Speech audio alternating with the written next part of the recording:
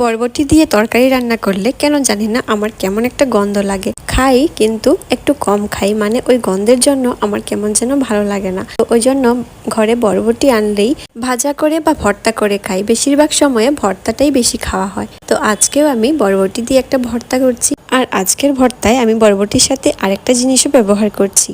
তো ভর্তা করার জন্য প্রথমেই আমি এখানে কয়েকটা বরবটি নিয়েছি, আর বরবটিগুলোকে এভাবে একটু লম্বা লম্বা করে কেটে নিচ্ছি। আমাদের যেহেতু ফ্রিজ নেই, ওই জন্য সবসময় সবজি কাটার সময় দেখে নেই কোন সবজিটা নষ্ট হয়ে যাচ্ছে, সেটা দিয়েই আগে রান্না করার চেষ্টা করি। তো এখানে যে বরবটিগুলো একটু লাল হয়ে যাচ্ছিল সেগুলোকেই আমি কেটে নিয়েছি, আর তার সাথে কয়েকটা কাঁচা লঙ্কা আর রসুন কোয়া দিয়ে সেদ্ধ করে নিয়েছি। সেদ্ধ করে এবার এভাবে ঠান্ডা জল দিয়ে একবার ধুয়ে নিলে ঠান্ডা হয়ে যায়। এবার আমি একটা মিক্সিং জারে দিয়ে এটাকে একটু পেস্ট করে নেব, আর তার সাথে আমি এখানে দুটো সেদলও এড করে দিয়েছি। আপনারা যারা শুটকি বা শীতল খেতে পছন্দ করেন না, তারা কিন্তু শুটকি শীতল ছাড়াই শুধু বরবটি দিয়েই এইভাবে ভর্তা করে নিতে পারেন। তো তারপর আমি একটা কড়াইতে তেল গরম করে একটা শুকনো লঙ্কা আর পেঁয়াজ কুচি দিয়ে পেঁয়াজ কুচিটাকে একটু লাল লাল করে ভেজে নিয়ে এবার আমি যে পেস্টটা করেছিলাম বরবটির, সেই পেস্টটা দিয়ে দিয়েছি, আর তার সাথে স্বাদ মতো নুন আর হলুদ গুঁড়ো দিয়ে এবার নাড়তে থাকবো। এভাবে নাড়তে নাড়তে একসময় একটু শক্ত হয়ে আসবে, বাস তখনই রেডি হয়ে যাবে ভর্তাটা। আর কিছু করার নেই,